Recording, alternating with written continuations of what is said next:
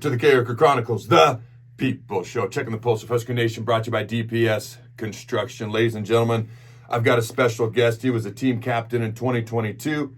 He earned a single-digit number this past fall, a 3-time Blackshirt, a 4-time academic All-Big Ten performer, Mr. Nick Henrich. If you want to show some love to Nick, tell him thank you for his time and what he accomplished here at the University of Nebraska. Smash that like button. How you doing, my friend?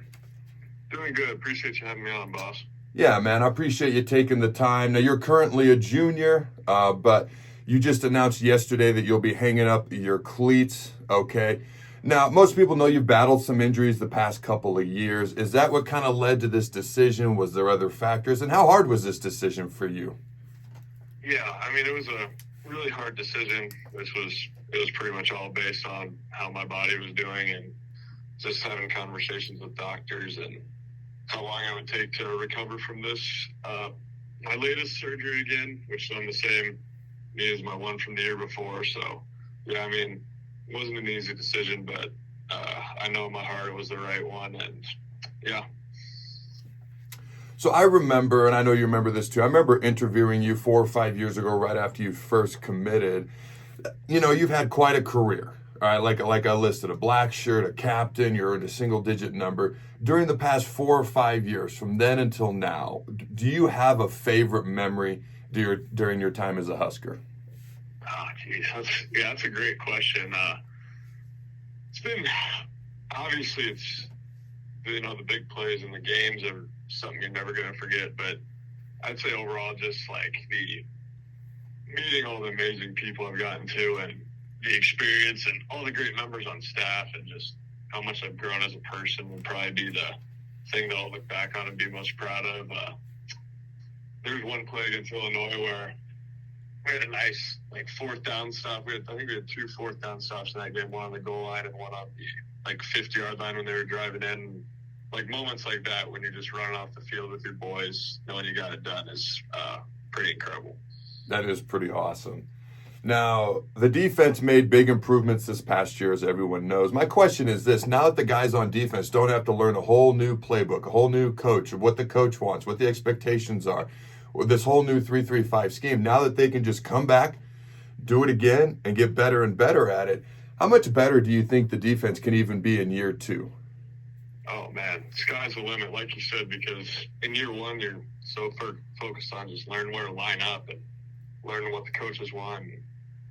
Just the verbiage of the defense. Everyone calls different formations, different things. So you're trying to learn a million things, and now that you have that base, you can really do more in the defense as well as just be so much more comfortable out there. So I'm sure you're going to see more big strides out of them next year. All right, man. This is the hard-hitting question that everybody wants the answer to. Are you ready for it? Yeah, let's hear it. All right. In your guesstimation, is Tony White staying or is he going? That is a very heavy question. I don't know.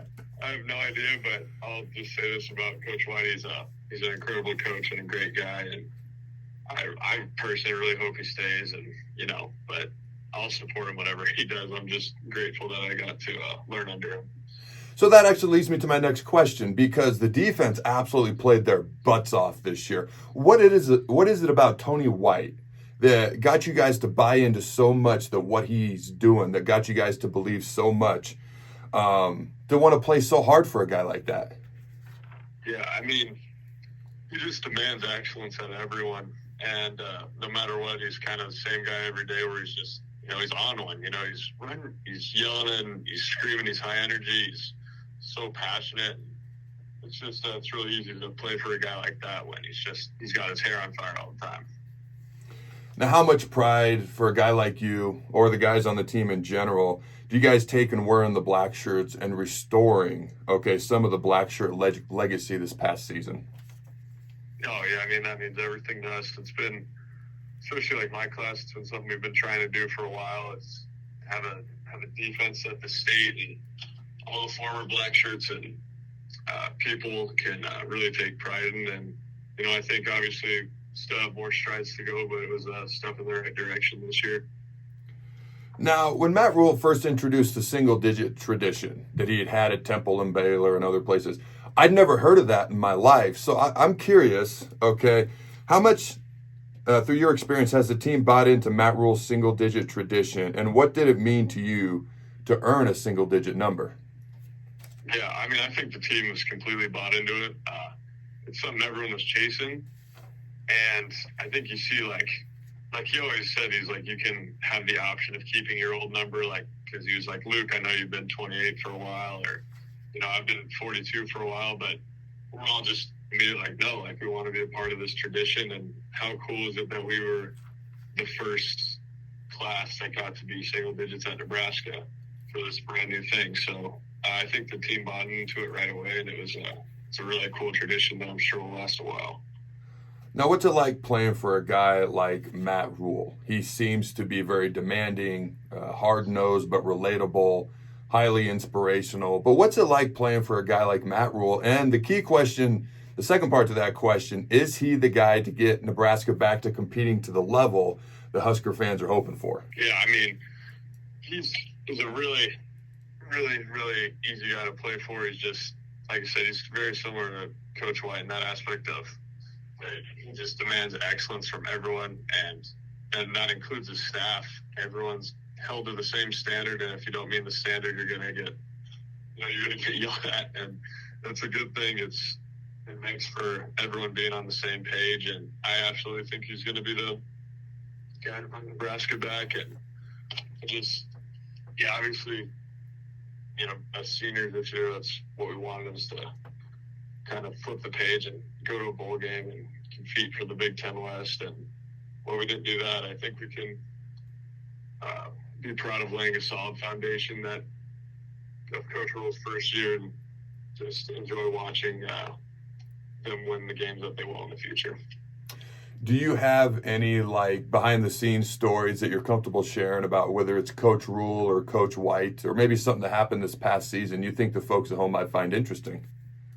Yeah, I mean, I think everyone kind of knows about it already, but we did after Michigan, where we didn't play well at all. We had like a Sunday night football scrimmage right after, and everyone was so sore and crazy. But he's like, you guys don't want to play Saturday, we'll play Sunday. And it was kind of exactly what we needed, and just an example of how he'll use adversity to teach us what we need to to move forward. And we ended up going and getting a big victory on the road that week in Illinois. So that was at the time, it wasn't very fun, but looking back, that was a good memory to laugh with the guys about. Dude, I remember when I heard about that. I had never heard of anything like that. I was like, wow, Coach Rhule's pissed. I was like, a coach doesn't do that if he's happy. Yeah.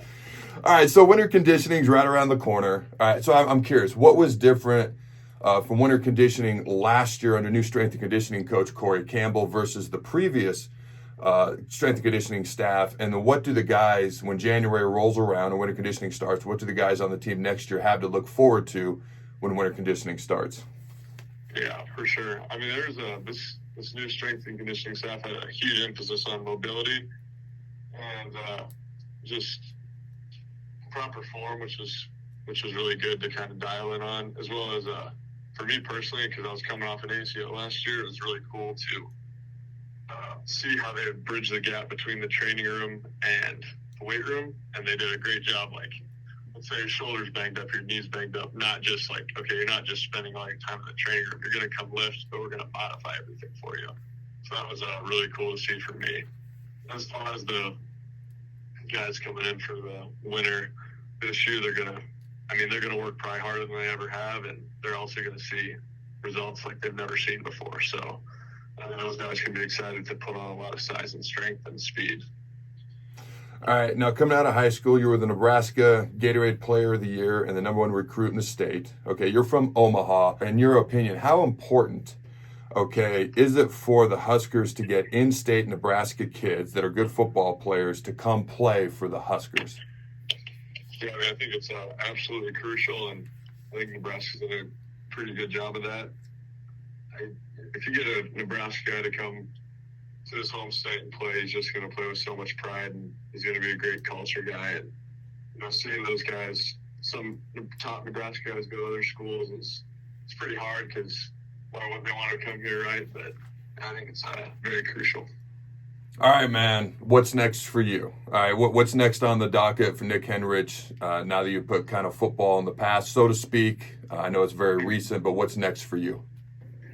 Yeah, I got some pretty good options. I just right now, like I just had surgery a couple of days ago, so I'm going to take a couple of weeks and get off crutches and kind of reflect and analyze what I really want to do with my future. But I've got some good opportunities, and I couldn't be more excited.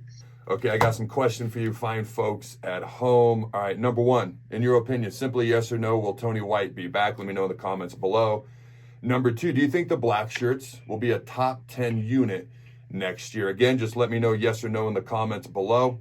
All right, number three, if you just want to leave a message for Nick, tell him thank you or whatever you'd like to say to him, shoot that in the comments below.